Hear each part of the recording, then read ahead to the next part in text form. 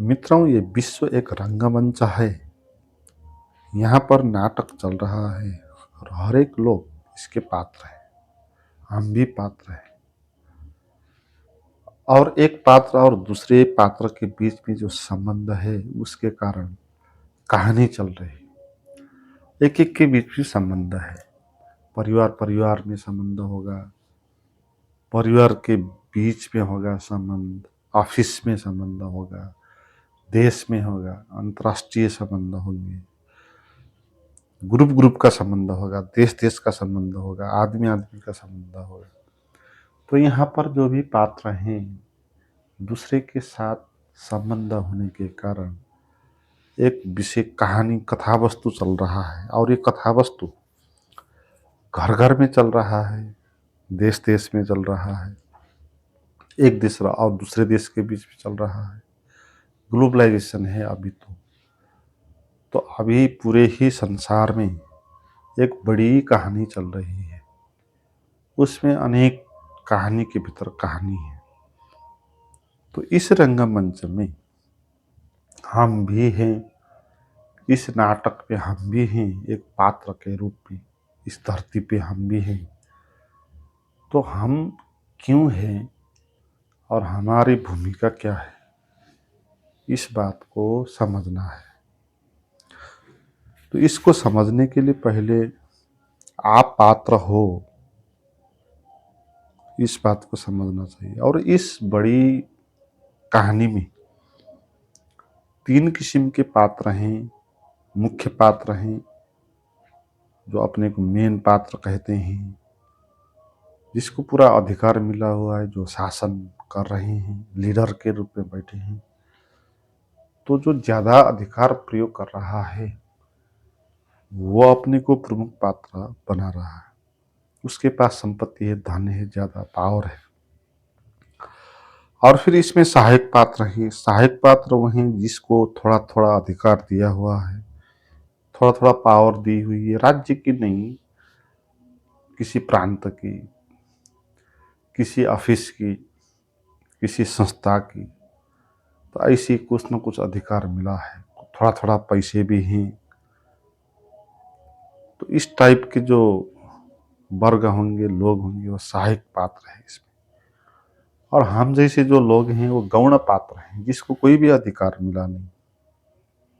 ज़्यादा लोग ऐसे ही हैं, दब के बैठे हैं, दबा दिया गया उनको और कोई भी अधिकार दिया नहीं। और कहानी में इसीलिए उनका रोल नहीं है। अपनी अपनी कहानी सबकी है, मगर ये जो सार्वजनिक कहानी है, जो नाटक का मूल कथा वस्तु है, उसमें ऐसा बना दिया जैसे कोई अधिकार नहीं उनको। और इसमें पात्रों के बीच में जो लड़ाई चल रही है वो यही है कि हीरो कौन है। इस बड़ी कहानी में हीरो कौन है, ये मूल प्रश्न है। इसी के लिए लड़ाई हो रही है कि हीरो मैं हूँ। देश देश के बीच में लड़ाई हो रही है, कौन हीरो है। व्यक्ति व्यक्ति के बीच में लड़ाई हो रही है, घर घर में लड़ाई हो रही है, कौन हीरो है, कौन फर्स्ट है, कौन सेकंड है। मगर असल में कौन मुख्य पात्र होगा, इसमें कौन नायक होगा। यहाँ पर जो मुख्य पात्र होते हैं वो नायक ही होते हैं, ऐसा नहीं होता। एक आम आदमी भी नायक होकर बाहर आ सकता है। ऐसे बहुत सारे लोग हैं जो सोसाइटी में नायक के रूप में निकलते हैं और सोसाइटी को बदल देते हैं। तो हीरो या नायक कहानी में उसी को कहेंगे जो समाज को बदलता है। मगर ये जो भू राजनीति है विश्व में, पद प्रतिष्ठा की जो राजनीति है, उसमें इन लोगों के हाथ में कोई शक्ति नहीं। उन्हीं लोगों के हाथ में शक्ति है जो लीडर होके बैठे। इसीलिए विश्व युद्ध हो रहा है। विश्व में एक लोग दूसरे लोग के बीच में लड़ाई हो रही है क्योंकि कौन बड़ा है, कौन किसको दिखाना है अपना शक्ति। तो ये जो मुख्य पात्र हैं या सहायक पात्र हैं या हम जैसे गौण पात्र हैं, ये सभी लोग पैसा, पद, प्रतिष्ठा, सेक्स, इन चीज़ों के लिए, इन चीज़ों को पाने के लिए भाग रहे हैं। तो ये ड्रामा है, ये फिल्म है। ये फिल्म में क्या हो रहा है, हर एक लोग भाग रहे हैं, दौड़ रहे हैं, कौन आगे जाएगा उसको मिलेगा ज़्यादा, इसलिए लोग भाग रहे हैं। तछाड़ मछाड़ है, कोई पैसे के पीछे भाग रहा है, कोई पद के पीछे, कोई प्रतिष्ठा के पीछे।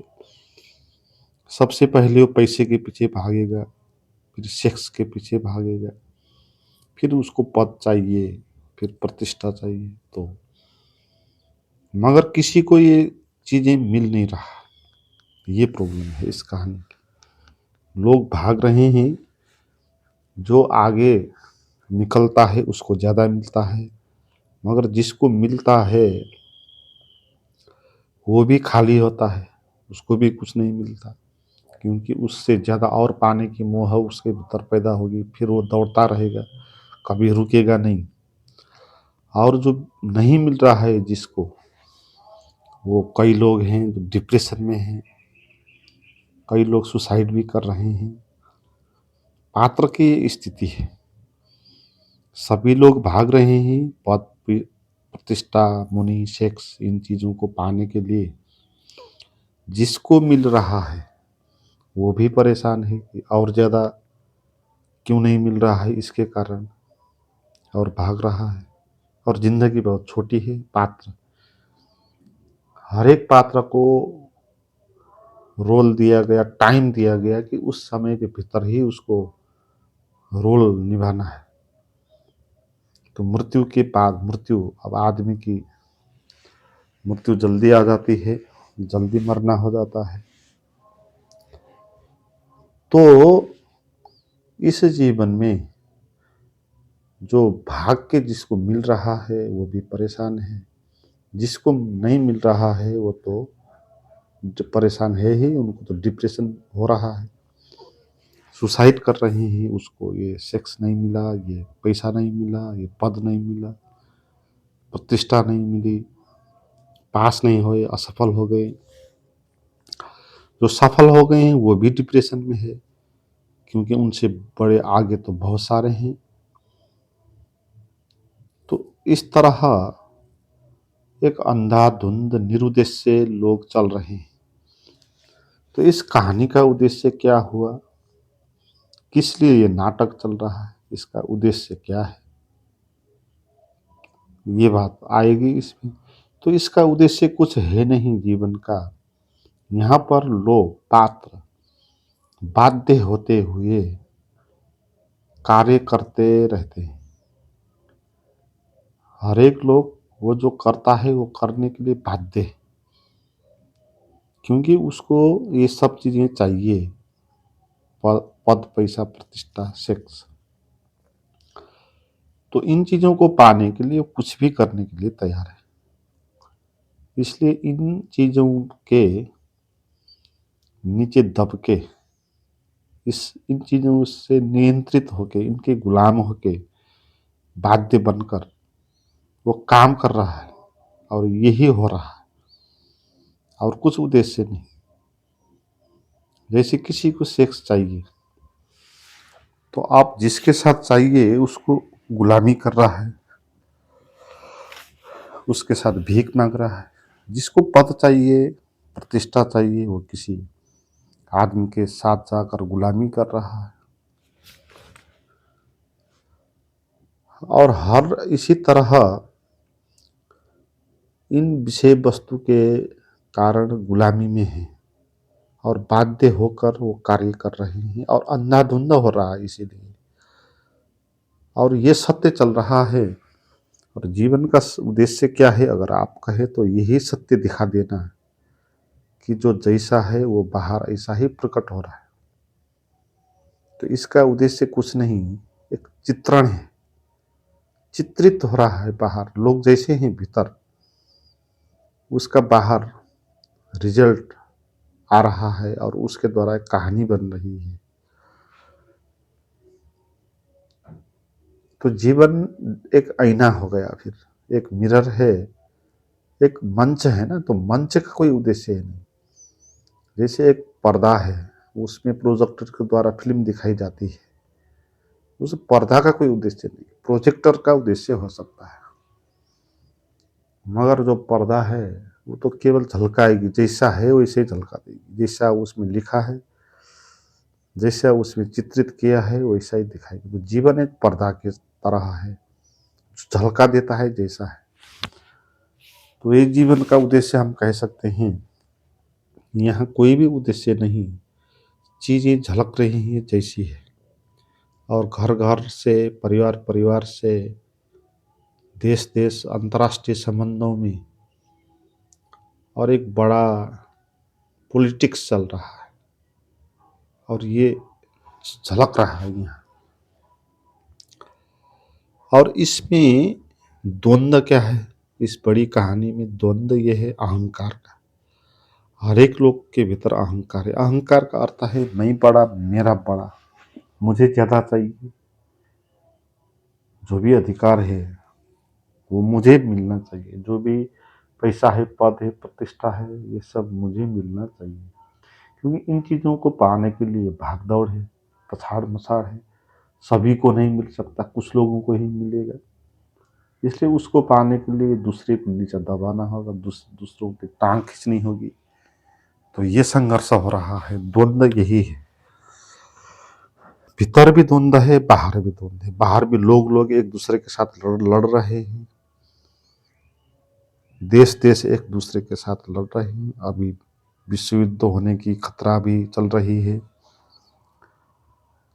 अमेरिका, रूस, यूक्रेन, चाइना, ये सब एक दूसरे के साथ कौन बड़ा है इसकी लड़ाई कर रहे हैं। आंतरिक लड़ाई चल रही है, तो भीतर भी लड़ाई चल रही है, और उसका रिजल्ट बाहर भी लड़ाई हो रही है। एक घर में भी किसी आदमी के मन में लड़ाई चल रही होती है, संघर्ष हो रहा होता है कि क्या करूं क्या नहीं करूं इसके साथ। तो फिर बाहर उसके साथ वो करेगा, तो एक घर में भी कहानी बन जाएगी, ऐसी ऑफिस में कहानी बन जाएगी। तो जगह जगह पर कहानी बन जाएगी द्वंद्व के कारण। द्वंद्व यही होगा कि मैं पढ़ा, मुझे ये चीज़ें मिलनी चाहिए ज़्यादा, और दूसरे को नहीं। और ये अहंकार का द्वंद्व है। और इस कहानी का परिवेश है पूरा ये पृथ्वी और आकाश भी, जो भी दिखाई पड़ता है वो सब इसका परिवेश है। और बड़ा बड़ी धरती है, इस पे खंड खंड है, देश हैं, सीमा रेखा लगाया हुआ है हर एक देशों ने, कहा कि ये मेरा देश है, ये मेरा देश। और हर एक देश के अपने अपने नियम है, अपने अपने अधिकार है। अपनी भूमि पर वो दूसरे को आने नहीं देंगे। और अपने देश में, और उस देश में कौन उसको चला रहा होता, वहाँ का लीडर, जो लोगों को भुला के, लोगों का शोषण करके, पैसे खरीद करके चुनाव जीत रहा है, जो पद और प्रतिष्ठा के आकांक्षी है, जो उस भागदौड़ में जो सबसे आगे आया, वो उस देश का वो लीडर होगा। तो उस देश में एक अपनी बड़ी कहानी होगी। फिर उसके राज्य में भी, छोटा देश के अंदर भी देश है, डिब्बे के अंदर डिब्बे जैसे प्रांत हैं, तो प्रांत प्रांतों में अपनी अपनी एक कहानी होगी। फिर जिले होंगे, शहर होंगे, नगर पालिका, उपमा, ये सब होंगे, और एक एक घर है वहाँ होगा। मगर वर्गीय अवस्था है, एक लोग अपने अपने सोसाइटी के नियमों के अनुसार जी रहे हैं। और ऐसी सोसाइटी संसार में हजारों है, हजारों भाषा है। तो इस कहानी का परिवेश अनेक देश, अनेक परिवार, अनेक एक एक घर, सब परिवेश में आएगा। और इसकी भाषा भी अपनी अपनी होगी, हर एक देश की, हर एक सोसाइटी की, हर एक व्यक्ति की अपनी अपनी भाषा है, अपनी अपनी शैली है। ये कहानी एक भाषा में लिखी हुई नहीं, इसमें हजार भाषाएं। और इसका दृष्टि बिंदु क्या है, इस कहानी में कहानी को कौन लिख रहा है,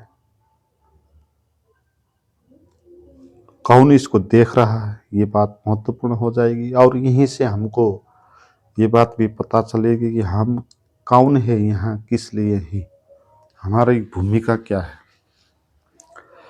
तो इस कहानी को कौन लिख रहा है, जो पात्र हैं, इसका राइटर कौन है, या कोई राइटर नहीं इसका, और हर एक एक पात्र हैं। तो यहाँ पर कोई राइटर नहीं है, ये तृतीय पुरुष में लिखी हुई कहानी है। यहाँ एक एक आदमी है, अपना अपना सबका वो है, ये है, ये है, ये है, बहुत सारे लोग हैं और सब अपने अपने अपने काम कर रहे हैं, अपने अपने दौड़ में हैं। तो यहाँ पर इस तरह इसको दिखाया जा रहा है कि ये ऐसा कर रहा है, ये ऐसा कर रहा है, ये ऐसा कर रहा है, ये ऐसा कर रहा है, और इसको कहने वाला वहाँ कोई नहीं, वक्ता है, ये लिखने वाला कोई लेखक नहीं, कहने वाला कोई वक्ता नहीं, कोई मुख्य पात्र नहीं है जो आपको कह रहा है कि ऐसा हो रहा है। आपको खुद को ही इस जीवन को देखना पड़ेगा। आप भी इसमें एक मुख्य पात्र हो सकते हो, आप भी एक पात्र तो हो। तो आप कौन हो, ये मुख्य बात है, आपको क्या करना चाहिए इसमें, ये मुख्य बात है। और इसमें आध्यात्मिक दृष्टि क्या है और भौतिक दृष्टि क्या है, सांसारिक दृष्टि क्या है। सांसारिक दृष्टि ये है कि आप इस रेस में लगे रहो और ज़्यादा दौड़ो, पद पैसा प्रतिष्ठा सेक्स ये सब चीज़ें पाने के लिए, और जितना आपको मिलेगा आप उतना बड़ा कहलाओगे, अपना अहंकार उतना बड़ा होगा। तो इस कहानी में अपनी भूमिका निभाते रहो और ज़्यादा पाने के लिए लगे रहो, संघर्ष करते रहो। और इसमें आध्यात्मिक दृष्टि ये होगी कि आप सच में क्या इसका पात्र हो, पात्र होना क्या आपकी बाध्यता है। जैसे दूसरे लोग इन चीज़ों के गुलाम होकर पद पैसा प्रतिष्ठा के बाध्य होकर कार्य कर रहे हैं, क्या ये अनिवार्य करना ही है। क्या आप इससे बाहर भी आ सकते हो, इस नाटक से पात्र के रूप से आप क्या अलग हो सकते हो, और क्या आप इसका दृष्टा हो सकते हो। और दृष्टा की बात यहाँ पर महत्वपूर्ण हो जाती है, और सारे अध्यात्म में यही बात बताई जाती है कि आप साक्षी बनो। तो साक्षी का अर्थ क्या है कि इस जानो इस विश्व को, इस समाज को, कि यहाँ एक फिल्म चल रहा है, एक नाटक चल रहा है, पात्र हैं, सब हैं, अपनी अपनी भूमिका कर रहे हैं। और आप पात्र होना चाहते हो या आप दृष्टा होना चाहते हो। जैसे आप फिल्म देख रहे हो, आप क्या फिल्म के अंदर जाके कोई पात्र होकर उसको खेलना चाहते हो, या आप बैठे बैठे उस कहानी को देखना चाहते हो। तो आध्यात्मिक दृष्टि कहेगी कि आप आराम होकर इस कहानी को देख सकते हो, साक्षी हो। आप अपने परिवार में क्या चल रहा है, देश में क्या चल रहा है, आपके खुद के मन में क्या चल रहा है, इस चीज़ को बिना इन्वॉल्व होते हुए, इसमें बिना सहभागी होते हुए, बिना पात्र होते हुए, आप इसको क्या हो रहा है इसको देख सकते हो। तो आप फिर इस कहानी से बाहर आ गए, और जीवन से मुक्ति जो होती है, जिसको कहते हैं कि जीवन बंधन है। जीवन बंधन क्यों कहा, क्योंकि आप पात्र होने के लिए बंध गए तो फिर बंधन हो जाएगा, फिर आपको भूमिका निभानी होगी। इस खेल के अंदर आप सहभागी हो गए, पात्र हो गए आप, तो आप निभाना होगा। आपने किसी के साथ शादी करके लेकर आए हैं, तो आपको अब उस नाटक को पूरा करना होगा, निभाना होगा। बच्चे पैदा हो जाएंगे तो बच्चे का देखभाल करना होगा, तो आप फंस गए हैं। तो बाहर से फंसना तो फंसा नहीं होता, बाहर से तो हम लोगों के बीच में जिएंगे ही, मगर भीतर से फंसना असली फंसना हो, तो भीतर से हम फंस जाएंगे। हम अपने को मानेंगे कि मैं बाध्य हूँ, मुझे ऐसा करना चाहिए, ऐसा नहीं करना चाहिए, तो हम काम में बाध्य होकर उसको भोगेंगे, कर्म का फल भोगेंगे। तो ये पात्र बनने का रिजल्ट ये है, तो वो होता है। तो आध्यात्मिक दृष्टि कहती है कि तुम इस कहानी से बाहर आ सकते हो। जैसे आप गेम खेल रहे, फुटबॉल खेल रहे हो, तो वहां पर आप खिलाड़ी के रूप में खेल रहे हो, तो ये स्थिति हुई। आप उस खेल से बाहर आ सकते हो और बाहर आके बैठ के देख सकते हो। तो आप देखना चाहते हो या आप उसमें जाकर खेलना चाहते हो। और इसमें फुटबॉल में तो आप खेलने से भी आपको मजा होगा, मगर जीवन का जो नाटक है इसमें पात्र होकर अगर आप जीना चाहते हो तो आपको उतना आनंद नहीं मिलेगा, आपको परेशानी होगी, क्योंकि आपको वो तो मिलेगा नहीं जिसको मिलने से आप पूर्ण हो सकते हो। वो तो आप तभी आपको मिलेगा जब आप साक्षी होते हो। असल में मिलने योग्य क्या है? आपका स्वभाव है। तो आपका स्वभाव है साक्षी, हमारा जो स्वभाव है साक्षी है। तो हम कहानी को देखने की क्षमता हमारे भीतर है, हम चीज़ों से अलग होकर उसको देख सकते हैं। तो हम फिर उस चीज़ से हम बाहर आ गए, तो हम इस विश्व से बाहर आ सकते हैं, कहानियों से बाहर आ सकते हैं। और मैं हूँ, मेरा है, मेरा शरीर है, ये सब कहानी के अंतर्गत की ही बात है। तो हम अपने शरीर को, अपने विचारों को, उसका दृष्टा होकर उससे बाहर आकर हम क्या है जीवन उसको देख सकते हैं। मगर हम कहानियों के पात्र के रूप में आ गए तो हम देख नहीं पाएंगे, हम अंधे हो जाएंगे कि क्या चल रहा था, और हम छोटे एक पात्र के रूप में रहे।